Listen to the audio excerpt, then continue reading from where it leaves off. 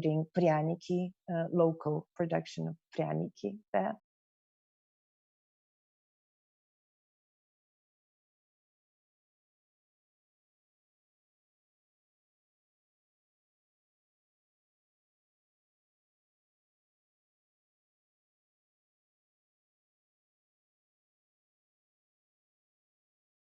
And I think I probably can start introducing you, because my time is 5 o'clock already, and we can just a little introduction speech, because everybody who is doing linguistics currently, and especially cognitive linguistics, is familiar with Zoltan Kovačić. He is the professor emeritus at the Department of English Studies at Budapest University, which is called Eötvös Loránd University. In Hungary. He's a well-known, outstanding Hungarian linguist, and his achievements include, in particular, research in cognitive linguistics, especially studies of emotions and metaphors / metonymies / metaphonymies of emotions. He seems to know where metaphors come from, and that's the title of one of his books, Where Metaphors Come From, and wants to share his secret today with us, lucky audience. A number of books are bestsellers for cognitive linguists, such as Metaphor, A Practical Introduction, Metaphor and Symbol, Metaphor in Culture, Emotion Concepts, and recently Zoltan embarked on a large-scale project involving lots of experts in languages across the world, and that's the project devoted to the emotion of anger. I hope we won't anger today Zoltan with our questions. So this is where we start, and welcome Professor Zoltan Kovačić, and I would like to ask everyone to mute the microphones, but to appear on the screen alive, because the lecturers like to see faces. If you don't mind, please do that. Thank you very much. Please, Professor, the floor is yours. Okay, well, thank you very much for this very nice personal introduction. And the trip to Nizhny Novgorod brings up very nice memories. And too bad you didn't show the pictures, but anyway, today I'm going to talk about another theory of conceptual metaphor. This is my very personal theory, and probably it will anger some of my gurus. But I decided to do this because I noticed that time is running out. Many people around me die. And actually, before I die, I wanted to say about metaphor what I always wanted to say about metaphor. So, so here it is, Extended Conceptual Metaphor Theory, which is a book that was published last year. I am going to give you a précis of that book in, I don't know, 50 minutes or so.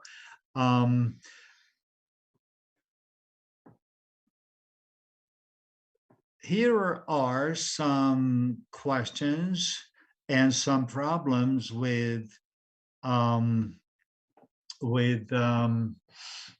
conceptual metaphor theory. I list 3 issues here, but there are more. However, I find them especially important and problematic for the handling of what we know as conceptual metaphors. The first one is, what are the appropriate conceptual structures involved in conceptual metaphors? And there have been proposals of all kinds in the past 40 years concerning this issue, starting with domain, continuing with frames, and then image schemas, and scenes and scenarios and models and idealized cognitive models, conceptual models, cognitive models, and so on. So one is completely lost when it comes to the issue of, could you please tell us what are the conceptual structures that are involved in conceptual metaphors? I'm trying to provide one answer to this question. A second issue that many people have raised, especially from blending theory, are conceptual metaphors static or dynamic structures? On the face of it, conceptual metaphors are extremely static, and that's a completely fair criticism to say about them.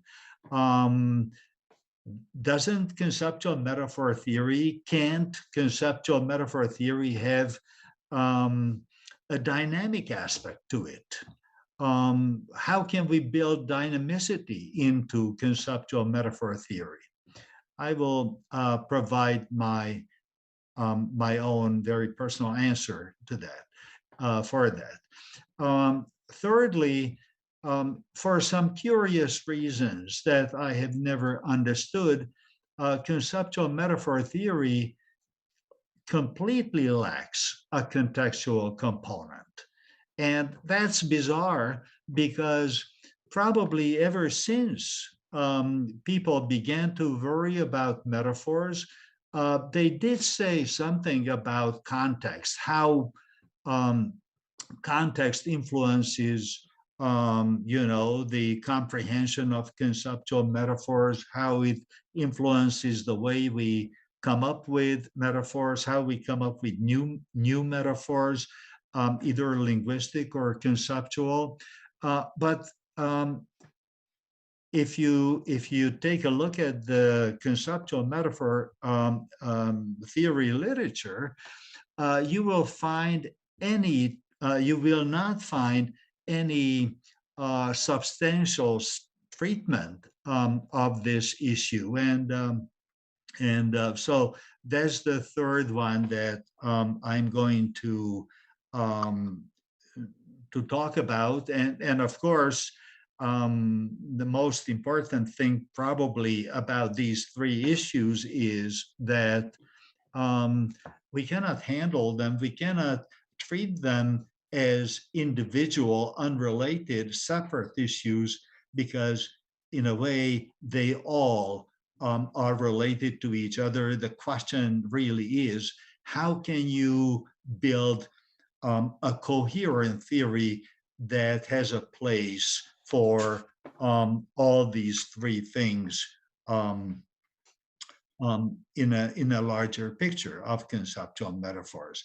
I will do this by examining a single sentence that I have found in USA Today in 2007. Fats Domino is an elderly American rock musician, and 2005 was the year of Katrina, Hurricane Katrina, when it almost completely devastated New Orleans, and so Domino lives there, and his house was destroyed, and so on.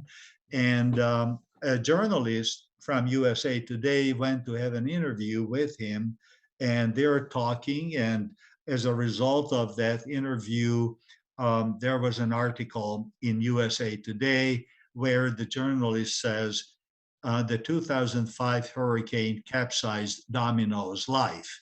And obviously, capsize is a metaphor here. And I will try to demonstrate the three issues that I have pointed out, and I will try to show how the three issues hang together by way of talking about this particular example. First of all, I want to say that In the extended view of conceptual metaphors, I would distinguish between three different kinds of meaning. It's very important to do this, as we will see. The three meanings, the three kinds of meaning are meaningfulness, decontextualized meaning, and contextualized meaning. Meaningfulness is involved when an imagined or real situation makes sense to us metaphorically. We find it meaningful by means of some generic metaphor. And based on the mappings between highly generic experiences, we can make sense of a particular situation, like the situation that the journalist described in the article. By a generic metaphor, I mean something like a primary metaphor or some such generic level metaphor. So in order to grasp the situation that we want to talk about, first we must have an intuitive, unconscious kind of meaningfulness that we can attribute to that situation. And we do that by some generic metaphor. This is what I call meaningfulness. A second kind of meaning in the extended view of conceptual metaphor is decontextualized metaphorical meaning. The way we get this is that there is a conventional conceptual metaphor that applies to that meaningful situation. So after we have established that the situation is meaningful in terms of some generic level metaphor, there is another conventional conceptual metaphor that involves domains or frames in long-term memory. Good examples would be the emotion is temperature, anger is heat, and so on and so forth. These are the kinds of conventional metaphors that I have in mind here.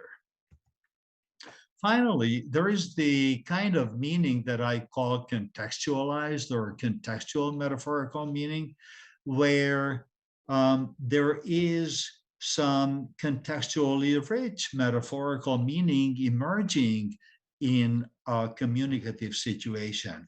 And based on mappings at a conceptually very rich and specific level in the course of online use, we can provide a very specific, very rich meaning for that situation, and we can express that metaphorically, like in the case of capsize. So this is just to give you an idea of the kinds of distinctions I feel we need to make concerning the issue of meaning in the new view. So I am not satisfied by simply offering, a particular conventional conceptual metaphor that we have seen, for example, in my books or in Metaphors We'll Live By and later proposals of conceptual metaphor theory. I feel that the generic kind of mappings that we have there, between two domains or two frames would not be sufficient. We need contextual metaphorical meaning, plus we need the issue of meaningfulness that is provided by primary metaphors, image schema metaphors, and so on. So, in other words, I want to suggest that the kinds of conceptual structures that are involved in metaphor are at least image schemas, domains, frames, and mental spaces. Image schemas, domains, frames, and mental spaces.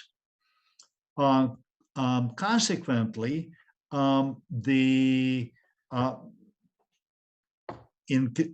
the extended view of CMT, we would have 4 different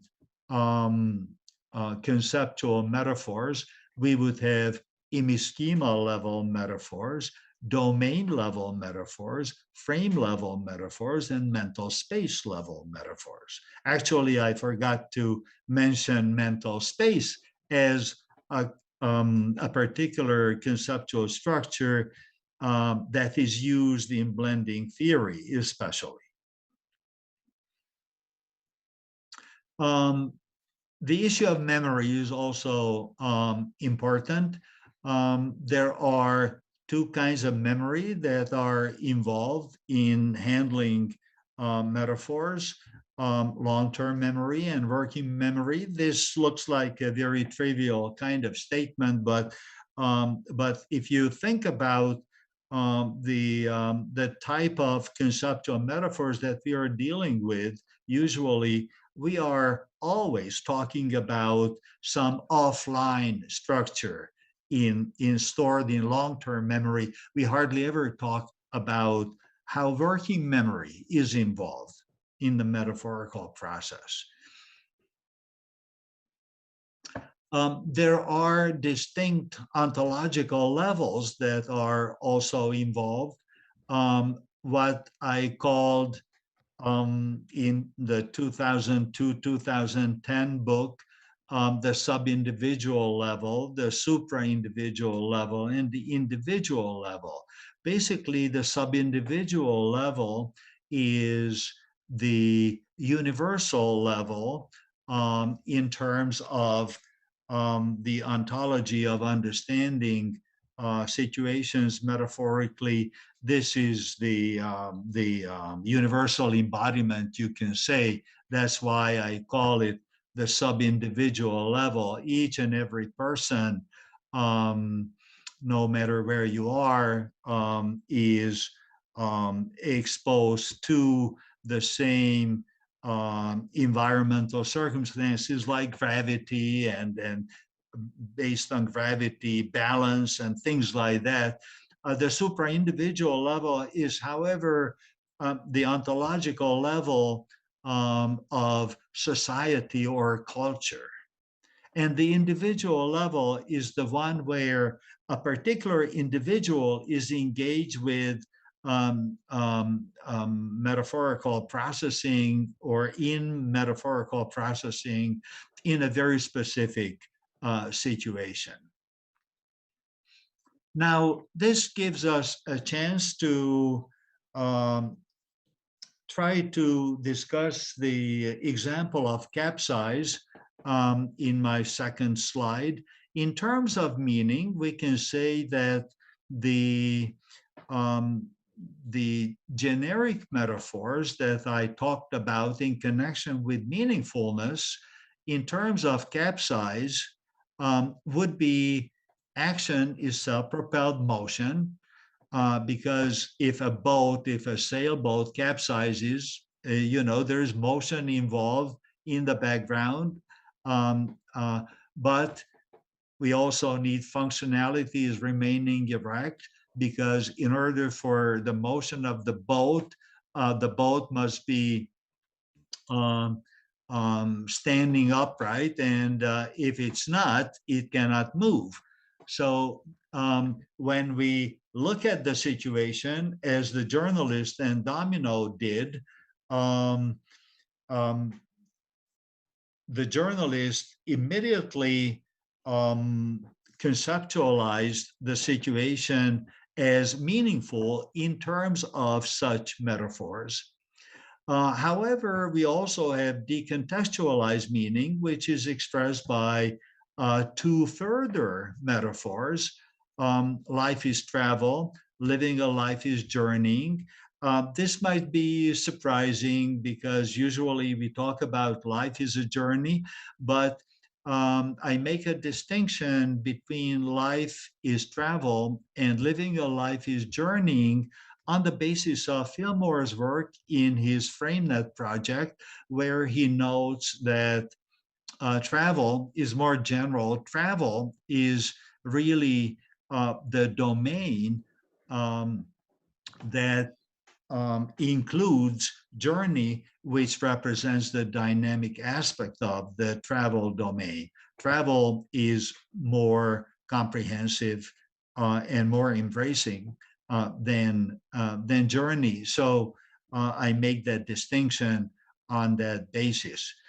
But we have a very strange looking kind of metaphor that captures what I called contextual meaning in this situation. And this would be something like a sudden, unexpected turn of events for the verse in Domino's life is metaphorically captured by, and now comes the source domain, the capsizing of Domino's boat in the course of his sea journey.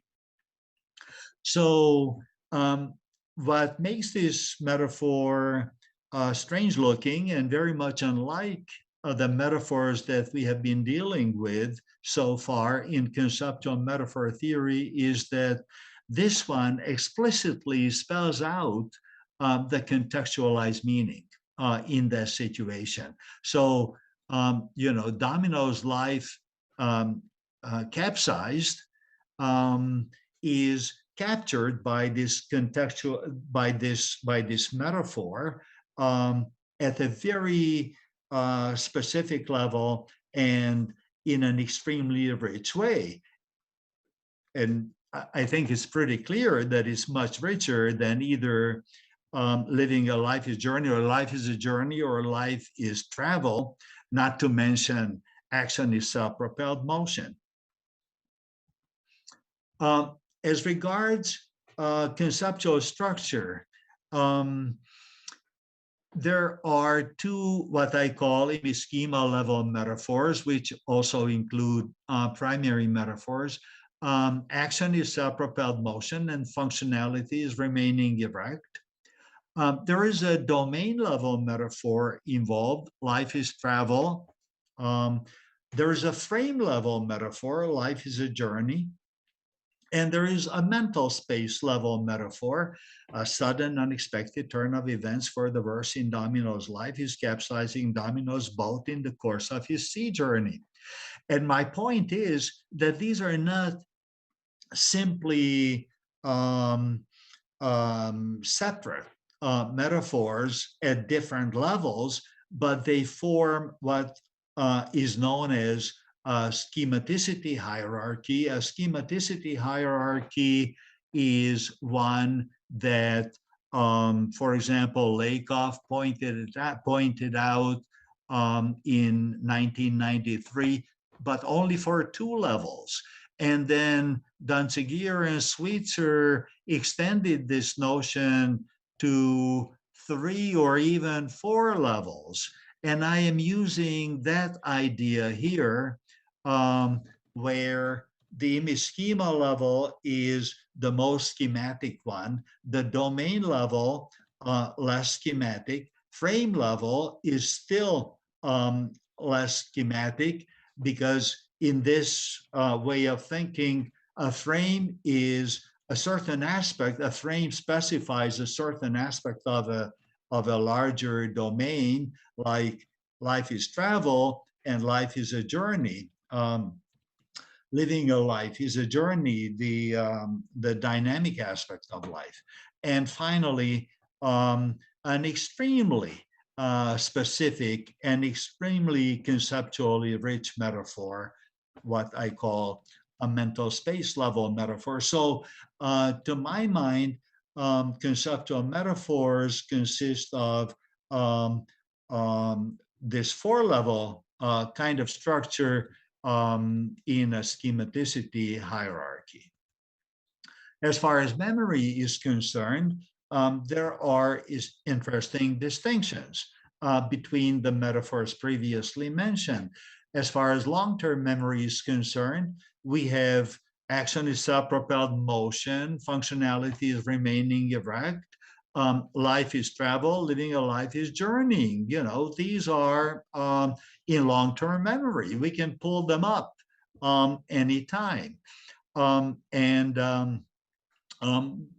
is this interesting distinction between the first one and the second and the third, and the distinction is based on the fact that that schema level metaphors or primary metaphors have what we can call analog structure in the brain, in the mind, in the conceptual system, as opposed to domain level and frame level metaphors, which are commonly spelled out in the form of propositional structure. And in working memory, we have the most specific kind of memory. This is a community. This is what you get in a communicative situation, and you have specified the participants. You have specified the very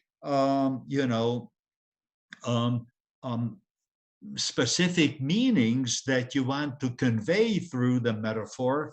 In this case, you are talking about the capsizing of Domino's boat in the course of his sea journey in order to convey the communicatively relevant meaning, a sudden unexpected turn of events for the worse.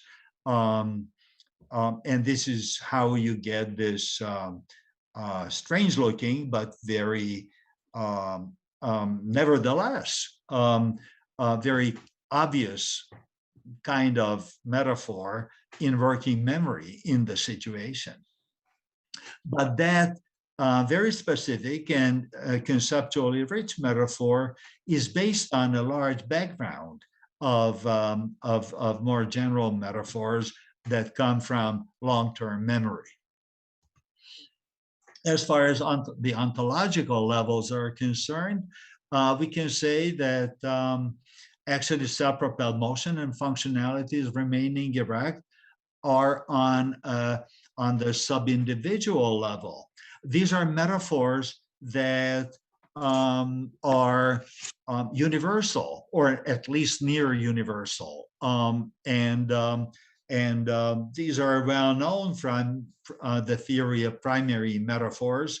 And one of the key features of such metaphors is that because of universal embodiment, they tend to be universal.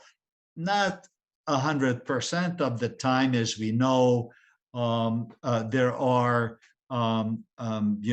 some exceptions, even at this level, to the claim of universality. At the supra-individual level, we have life is travel, living a life is journeying. What makes them supra-individual level metaphors is that they are shared by a society or a culture. No one is surprised if you talk about life in terms of travel, or living a life in terms of life is a journey. These are completely conventional metaphors in certain cultures.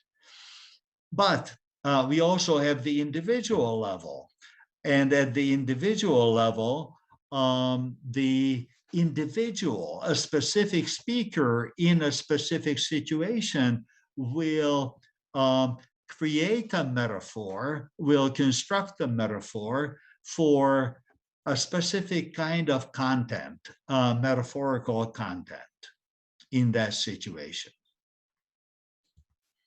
So here are the interrelations between the four components: kind of meaning, kind of conceptual structure, kind of memory, and ontological level.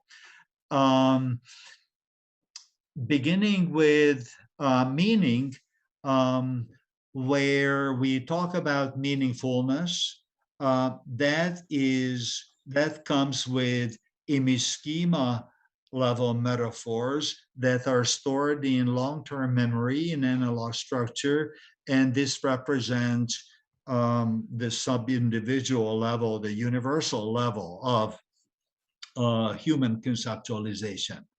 Decontextualized meaning is conveyed through some domain or frame level metaphor, and these are also stored in long-term memory, but in the form of propositional structure, and they are at the supra-individual level because these are shared by members of a society. And the contextual meaning comes through mental space level metaphors, which is, however, not stored and cannot be stored in long-term memory. This is constructed. This is created in working memory at the individual level. So this would be, my way of handling some of the issues that I mentioned at the beginning to my mind, a coherent framework of that involves the kinds of meaning, the kinds of conceptual structure, the kind of memory and ontological levels. However, there is the question of, but why is capsize chosen? I inserted unconsciously because some of my critics, when I talked about context and talked about how speakers choose metaphors in context, I was taken to be saying that this is something that we do consciously, and I just want to point out that that is not the way I think about this. This is an unconscious choice. I don't know what, maybe I could choose a better term for this than choose, which most of the time requires consciousness, but in this case not. And so in the 2015 book, which is about context, I distinguished between different context types, and within each context type, certain contextual factors. Actually, this is what I was talking about in Nizhny Novgorod a couple of years ago, and I also mentioned that the context types and the contextual factors that I see especially relevant to the handling of metaphorical conceptualization are empirically established context types and contextual factors. This is a somewhat grand way of saying that I did my research in a completely inductive way, and I was reading newspapers like USA Today, The Guardian, the New York Times, anything that came to my hands, so to speak, and whenever I found a metaphor, I asked myself, okay, what could have occasioned the use of this particular metaphor, given the context of the situation? And I made note of the contextual factors, and then I categorized them into, or classified them into context types. And these are the four context types that I have found: the situational context, discourse context, bodily context, and conceptual cognitive context. The situational context is nothing new. We have known about that, probably ever since we worry about metaphor.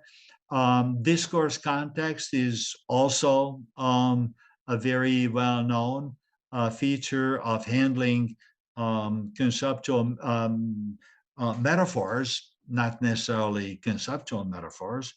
And however, the last two are somewhat strange and raise eyebrows. The bodily context and conceptual cognitive context. If you look at the bodily context, I break it down into correlations in experience, bodily conditions, and body specificities. So here we have all kinds of bodily aspects of the human body and the functioning of the human body, and correlations in experience. To my mind, the basis of primary metaphors arise simply from context. What is the context for correlation in experience? Well, the human body and the environment it functions in. But also some other metaphors have to do with bodily conditions. What is the context? The body is the context. If I am right-handed, then I can see things metaphorically in certain ways and differ from those people who are left-handed. And I mentioned this example in a purposeful way, deliberately, because one of the best treatments of the left-right metaphors in terms of morality is Daniel Casasanto's work, but I think he's really talking about the bodily conditions or body specificities. Well, maybe it would be body specificities, the issue of left and right, and bodily conditions would be things like, if you're blind, you may create somewhat different metaphors than if you are, if you're not. And if you have problems with your eyesight, you may come up with metaphors that people with normal vision would not have. A good example for this is Emily Dickinson, whose poetry is very much focused on the sun and the sunlight and the bright light and so on. And the reason, according to her, to the people who have done research on her poetry, is her serious optical condition. So I consider these as issues in context. Okay, conceptual cognitive context. Ideology is very clearly a case of conceptual cognitive context. Our concerns and interests in life, whether we are sports loving or not, is the kind of thing I have in mind.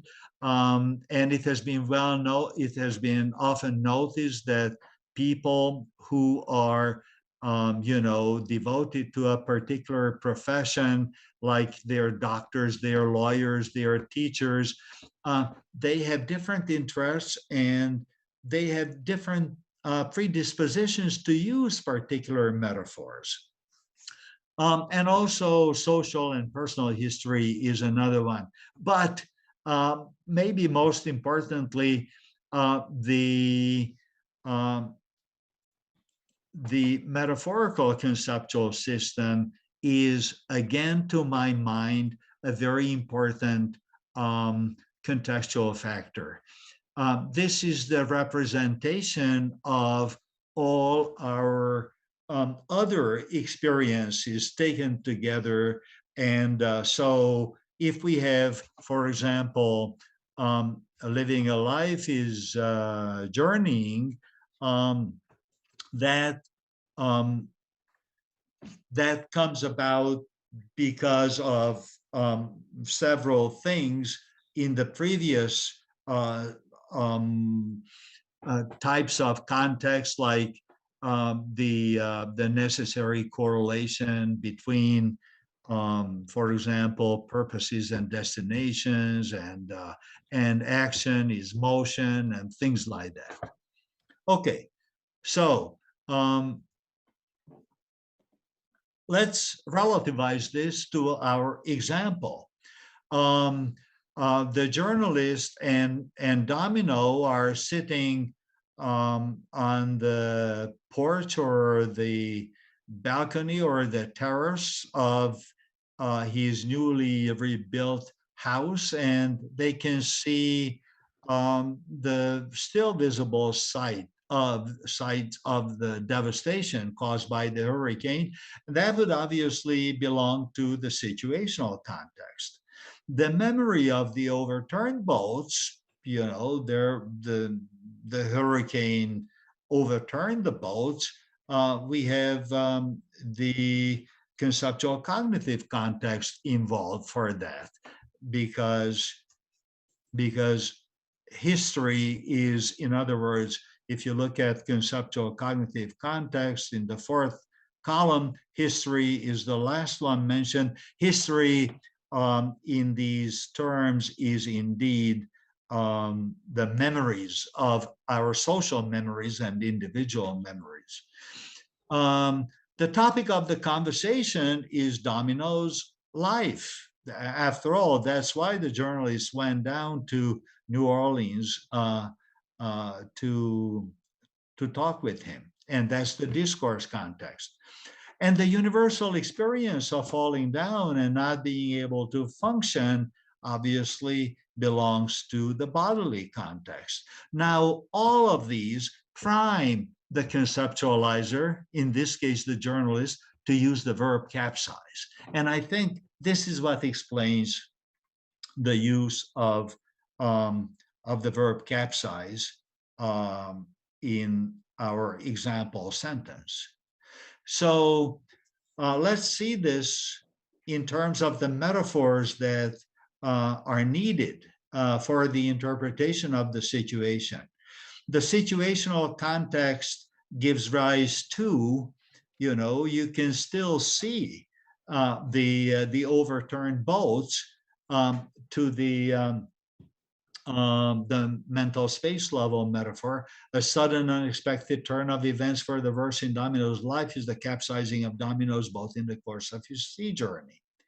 The memory of the overturned boats, you know, what happened during the hurricane, gives rise to living a life is journeying. That's the memory of it. The topic of the conversation, the discourse context, gives rise to life is travel. And the universal experience of falling down and not being able to function has to do with bodily context. That's where the primary metaphors come into the picture, like action is motion. So overall, we have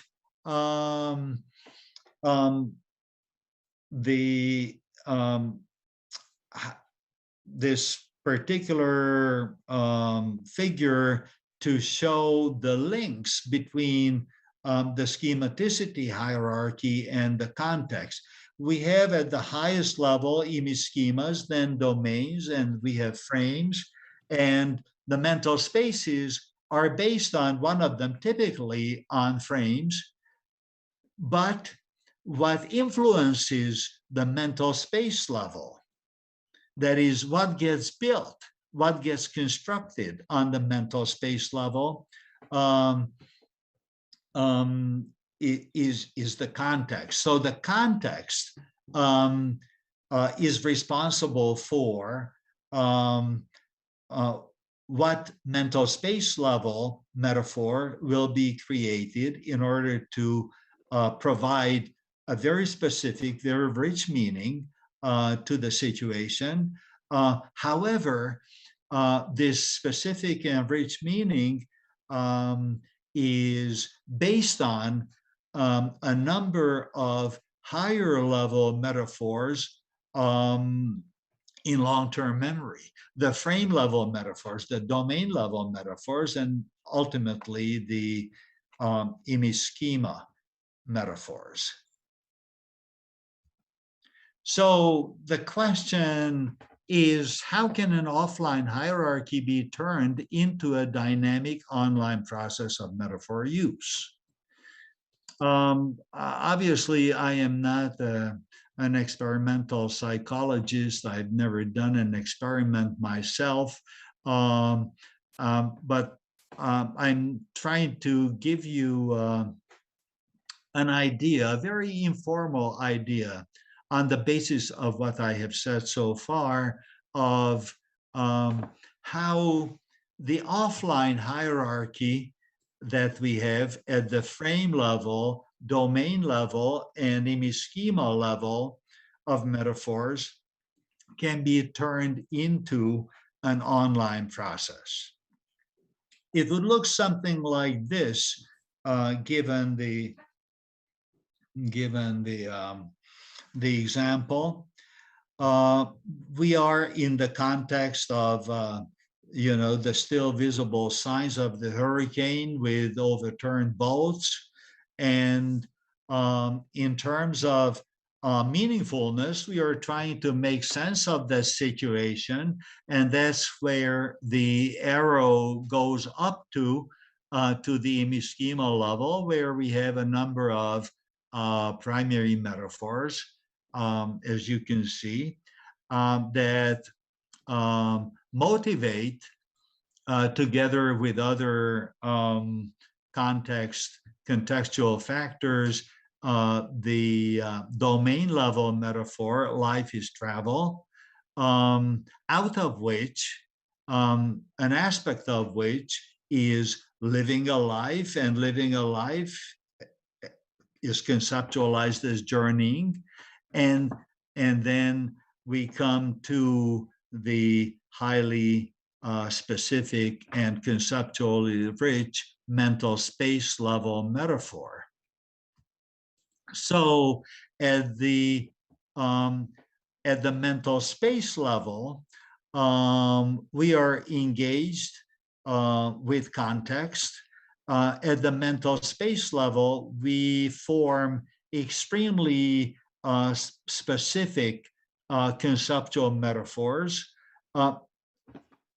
but that very specific mental space level metaphor actually is based on higher level metaphors in long-term memory, higher level, highly conventional metaphors at the frame level and domain level, which are in turn based on and motivated by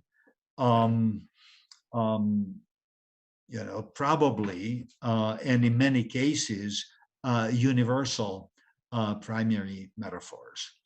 So this way, I think we can take care of certain problematic issues in conceptual metaphor theory. When we ask, okay, are we talking about domains as conceptual structures, or frames, or mental spaces, or image schemas, or idealized cognitive models, or what? We can offer a very simple answer with all of them.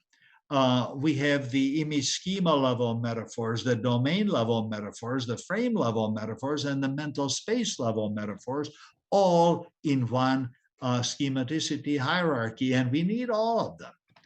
Now the charge that conceptual metaphor, the model, is too static. All we have to do is to look at this if we think about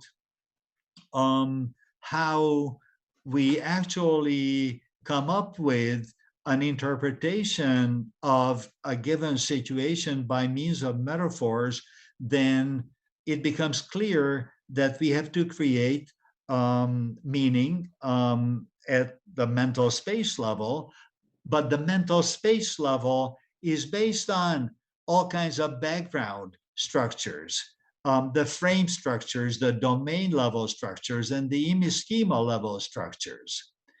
And I think another point is that context cannot be ignored in conceptual metaphor theory. Without context, it would be impossible to account for any of these things, and it plays a key role. It should play a key role. Also, because of the issue of context, because of the role of context, we can provide a much better account for creativity than we could previously. And finally, actually, capsize is a good example. Interestingly enough, capsize is not given in any dictionary as having the meaning that we have just seen in the metaphor at the mental space level. But this kind of account can beautifully explain how that can happen. And we can provide a new definition of conceptual metaphor, which is that, conceptual metaphors are essentially schematicity structures with this kind of hierarchy where context plays a key role in creating a particular metaphorical view at the mental space level, and the mental space level metaphor is based on all kinds of higher level background metaphors at higher levels of metaphorical conceptualization. These are the two books that I have used for this presentation, and I want to thank you for bearing with me. I hope I did not exceed my time. Thank you very much. In no way. I would say that metaphorically speaking, while people are thinking over maybe questions, if you don't mind, I want to kind of say this, that Zoltan opened our minds to the idea how cognitive tools tie in together in this beautiful balanced hierarchy. In a way, he's a peacemaker among current cognitologists who may argue whose theory is better, like frame theory, domain theory, mental spaces theory. So I had this suspicion, and it actually worked out in some of the papers and dissertations, that several tools can be successfully engaged in a certain research of metaphor. Now it looks very, very clearly at us, and we can probably move on with the analysis of metaphor theory. So I had once, I went through lots of your papers, and I came across the term I would like to ask about. What is the definition of the so-called deliberate metaphor, please? Well, deliberate metaphor is not my invention. It is a technical term as used by Gerard Steen in Amsterdam, and he proposed a particular view of metaphor that he calls deliberate metaphor theory, and well, as the name implies, his suggestion is that that at least in a certain number of cases, instead of using metaphors unconsciously, like in the case I have presented, we are using metaphors very much consciously, and deliberately, and so I take that to be the gist of his argument. So in a way, he's going against the notion of the unconscious use of metaphors, and obviously to some extent he is right, because in some cases we do use metaphor deliberately and in a completely conscious way. But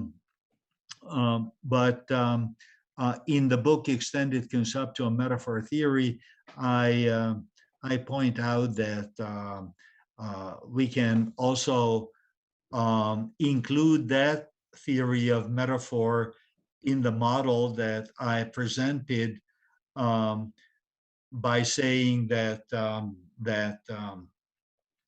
when a poet, for example, uses a deliberate metaphor, like Shakespeare, "Shall I compare thee to a summer's day?" That's obviously a deliberate metaphor. There is nothing unconscious about it. There is nothing, routine about it. He invented that. And however, we can still suggest, given the machinery that I have used here, we can say that at the image schema level, we have the intensity is heat, primary metaphor, and more specifically, underneath it, we have the emotion is temperature, domain level metaphor, and we have the frame of love is warmth, or love is heat, at the frame level, and so when Shakespeare says, "Shall I compare thee to a summer's day?" then what we have is that we have a brand new, very deliberate metaphor, a beautiful metaphor offered by Shakespeare, but that metaphor assumes very clearly highly conventional and probably very unconscious metaphors at the frame, domain, and image schema levels. So I think I have a way of handling deliberate metaphors like that. They are obedient to your scheme as well. Yeah, right? I hope so. Well, and as a host, right, I would like to ask, if you don't mind, one more little question. Sure. In case of scarce context, like this, just a little quote, a sentence like, I quote from Pinker, I think, he said in one interview, "Language is like a cat." And then he went on kind of explaining, I put this question to the students in our subject of academic writing and said, please fantasize, tell me, what is this metaphor based on? And they gave me exciting variations. And you could imagine which, of course. So the question is, if there is the scarce context, does it mean that metaphors allow of different interpretations? Okay, there is a very important point and distinction I have to make. Everything I have said so far would involve what we call correlation-based metaphors. And there are many, many other metaphors that are not correlation-based. And those metaphors that are not correlation-based are open to a huge variety of interpretations because they're based, for example, on resemblance of some sort. And we are keenly aware of the fact that each individual can see, you know, a different kind of resemblance between any two items. And this is why we get this variation. So my whole account is based on what we call classical conceptual metaphors, and not the metaphors used by Aristotle or Gentner or Glucksberg, and so on and so forth. They are, I think, at least to a large extent, or most of them, are resemblance-based metaphors. And the apparatus that I have presented now does not handle those cases, or handles them somewhat differently as I write in the book. Thank you. Thank you.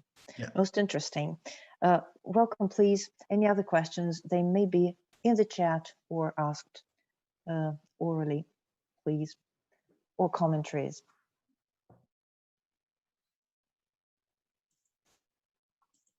Can I just ask a Yes, question? please. But before question, I'd like to thank you so much for this well-structured theory, and of course for the dynamic component, because no conceptual metaphor is ever stable. And one of my postdoctoral students did the research in the dynamics of the conceptual metaphors of time.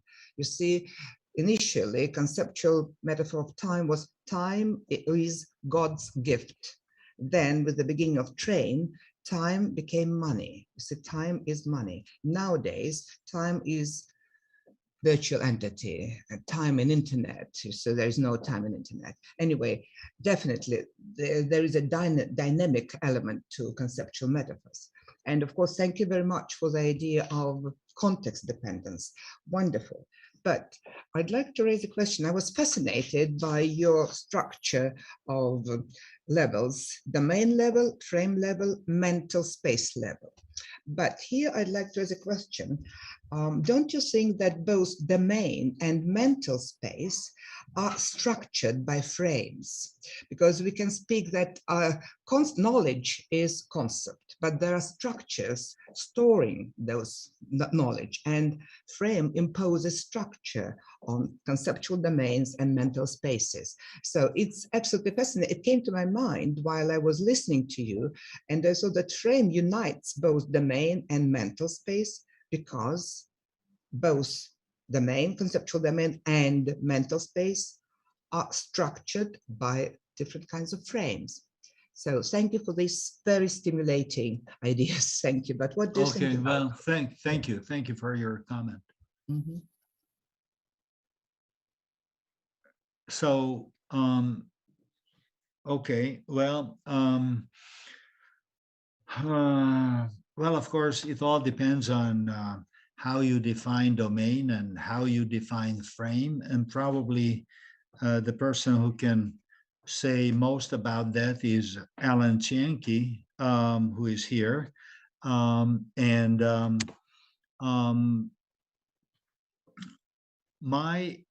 My view of the relationship between domains and frames and mental spaces is that domains are conceptually large areas of experience, like life, like emotion, like you know, many other things, time, and each of these conceptual contents, each of these large constructs can be broken down into a large number of aspects.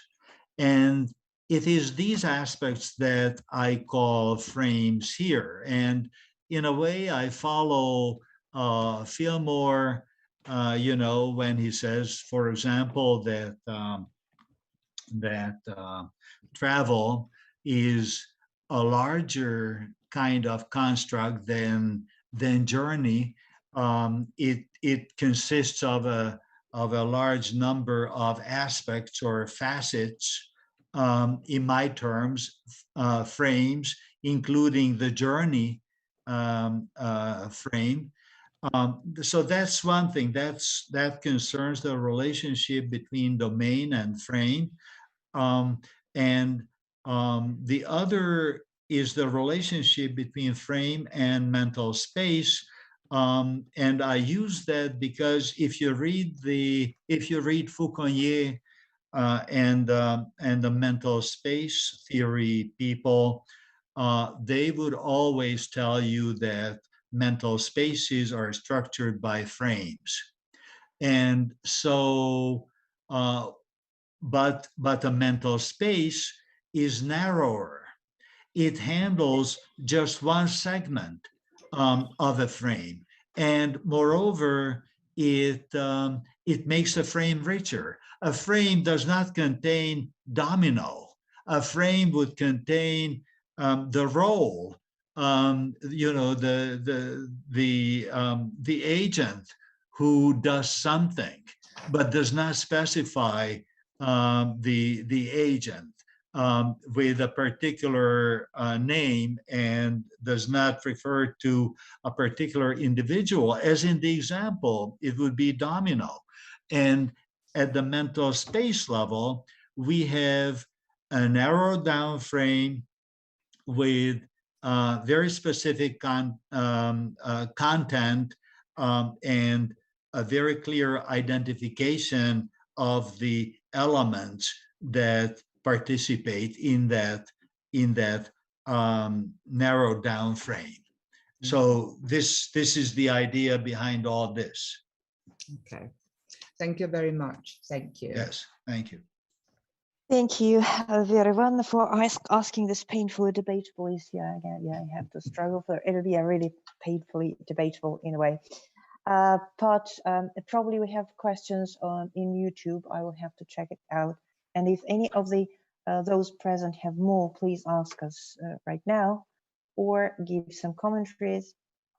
Yeah, at the moment. You can also send them. You can also send some of the questions to me in an email, and I'll try to, you know, answer them at least briefly, if they are specific, clear questions.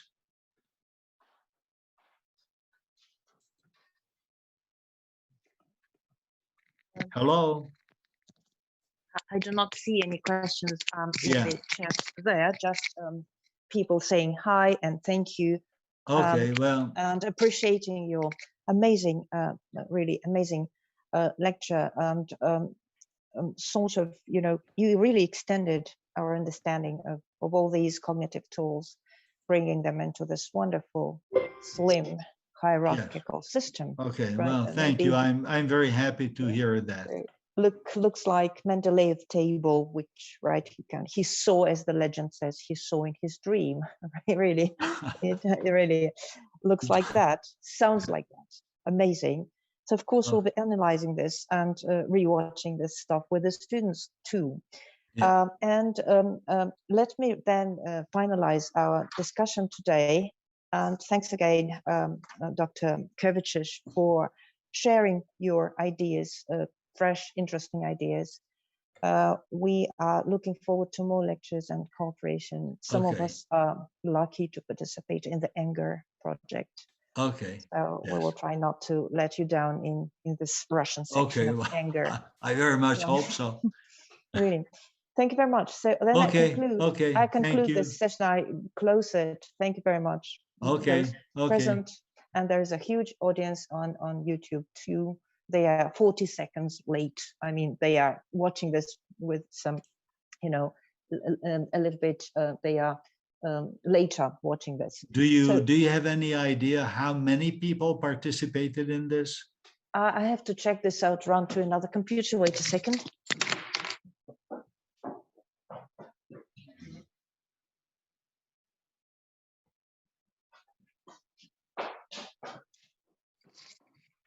Honestly, I'm not very keen on into which window to look, but I see 19,000 lookups. Oh God, That's impossible. That's impossible. But you know, I think it's about 400 or something, 400 people. Very possible. Okay. Thank you. Okay. Thanks well, again. thank you and bye-bye. Okay. Goodbye. Bye. Goodbye, everybody. Thank you very much for participation. We have one more day tomorrow, so welcome back.